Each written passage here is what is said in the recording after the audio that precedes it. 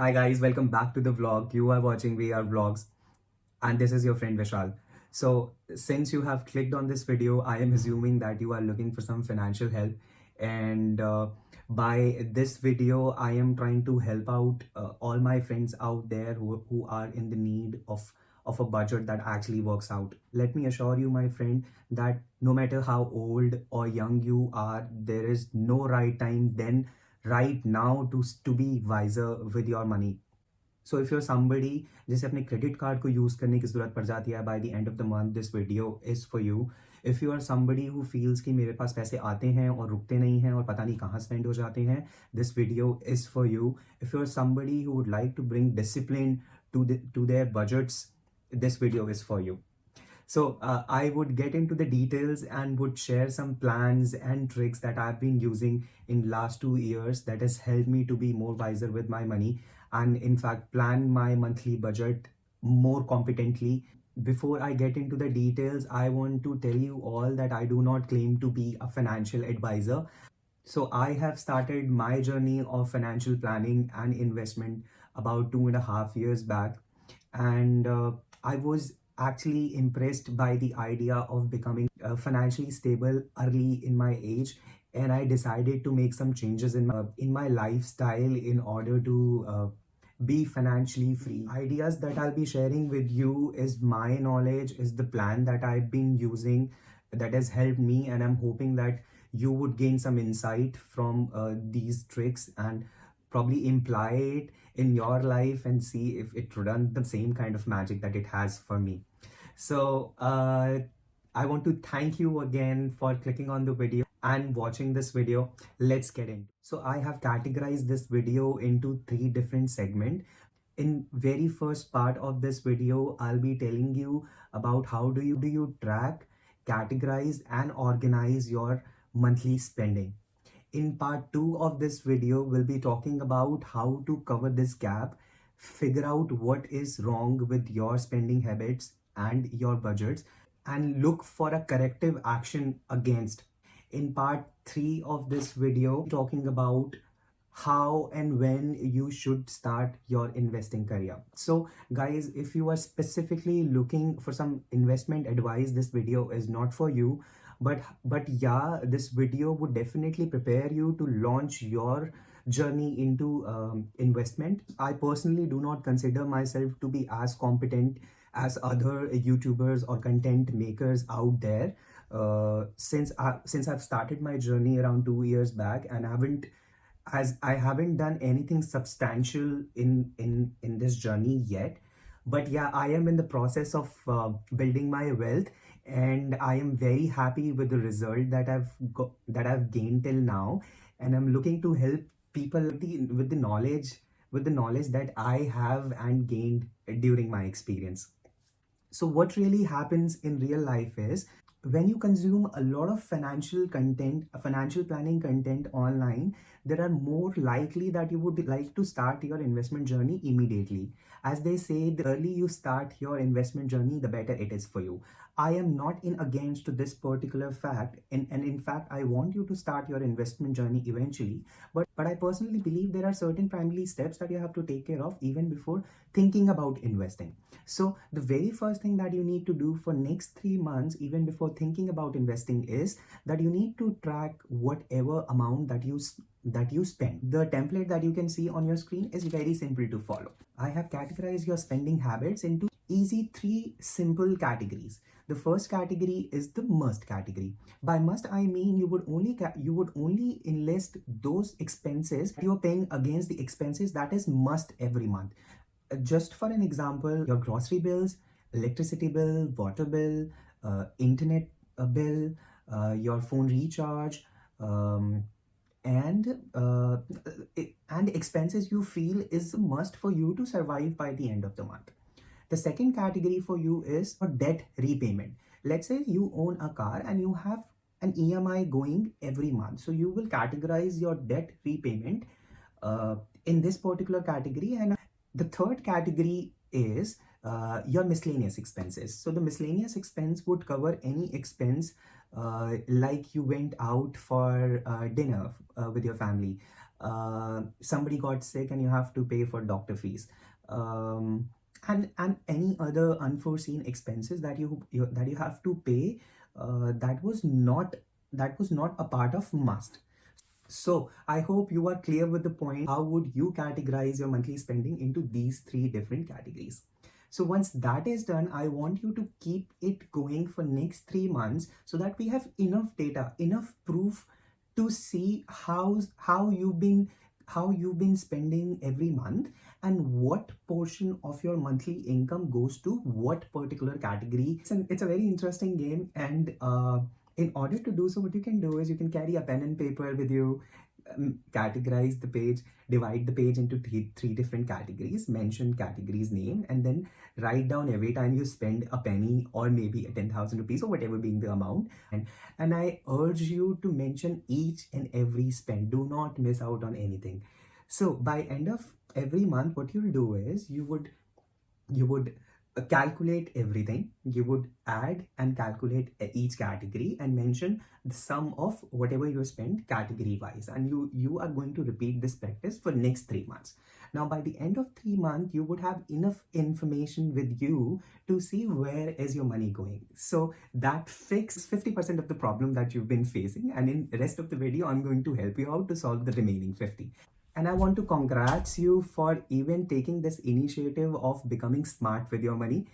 And I really hope that you get back to me saying that the plan has worked for you. I'll be more than happy to see that I was able to bring change to your life, and I was able to help you out sort your financial planning. So yeah, let's get into the video again. So once that is done, we need to figure out where the most of the money is going. Now, I have created a chart that would help you out to see if there is some problem with your spending habits. Before we do that, I also want you to average out all three categories for 3 months and see what's the average amount that you've been spending category wise. Now, once that is done, you need to get into the second stage of your financial planning, that is finding out the pattern and then taking corrective action against it. If your spending is higher than what you make in a month, it is a problem in itself. We need to take a corrective action in order to find out where exactly is the money going. So let's say if you have dinner at an expensive restaurant, you need to strike it down and make a note of it in your mind that you won't be spending at least until you have your monthly budget finalized. You won't be spending any money on these additional expenses. An additional key point to you would be, if you are spending a lot in your grocery and your bills, you need to be more conservative about your energy consumption. You need to be more conservative about food wastage. You need to ensure that you are ordering less of the food from a restaurant and then cooking most of your food, and you are avoiding any unnecessary or impulsive purchase, at least until you have your budget figured out. You need to also make sure, and this has helped me a lot, most of my money being spent on grocery, and that is because I was ordering a lot of stuff online and never got a chance to go to a local store to buy my grocery and daily needs. I decided buy locally and buy it from a store that offers me good discount for being a regular customer with him. But then once that is done, you can in fact save out on a lot of delivery charges and a lot of additional amount that you pay to buy things online for getting it delivered at the convenience of your home. So few bullet points that you can use that you will be following in order to fix your budget. Now, once that is done, we need to figure out a way to fix your budget. The corrective action has been taken. We know what to do. We know what not to do. Once that is done, we need to imply a process in place that you can follow every time. So yeah, but if you can stick to the plan religiously, I'm sure you're gonna see changes that I have seen in my lifestyle. So here's the deal for you. Let's say if by any chance your monthly payments, and if your monthly debit repayments and your expenses in total is higher than 60%, you need to figure out a way either to earn more or to make sure that you do not make any expenses that is really not needed, or else you're only left with third option, that is living below your means. So in most of the cases I've seen, a lot of people prefer to live below their means than even working out on their budget, and that is not something that I would like to recommend. 80% is what you're paying towards your debt and repayment. You're only left with 20% of your monthly income. I want you to save 5% of the left out as a gray zone investment, which by that I mean that you keep at least 5% of your that you save at least 5% of your income towards an unforeseen expense that you may encounter in future, and the rest of the 15 should be saved to repay your debt. Percent is what you save anywhere when so that it is readily available for you, and you first pay your credit card bills and make sure if you have enough money in your account. Let's say you've started following the plan and you have enough money in your account, you first repay your highest debt first, which in general is the credit card EMIs. So if you are at this stage wherein 80% of your money is going towards paying your 80 to 90% of your money is going towards paying your EMIs, monthly EMIs, and your monthly expenses, then starting your investment journey is not for you as of yet. So what you can do is you need to first pay your most expensive debt and bring down this percentage to somewhere closer to 60% even before thinking about investing. Now I haven't talked about emergency fund yet, and this 5% that we've been saving can be considered as an emergency fund, and I encourage to at least have three months of your monthly bare minimum expense saved as an emergency fund even before you're thinking about your investment. Please do add that to your program too. Now let's say if you are somebody who spend about 60% of your monthly income into must expenses and your repayment, then you are in very right shape. Now is the time for you to start your financial journey, and I'll tell you the plan that I have followed. If you are in the range wherein you only spend 50 to 60% of your monthly income, and use your money in investing in these four categories that I've specifically created for a person like you. I want you to spend 20% of your left out amount into your wants and need. Now, what is a want and what is a need? There is a very thin line between what is a want and what is a need. So here's how I distinguish between what is a want and what is a need for me. So let's say I need a thing that I want to buy.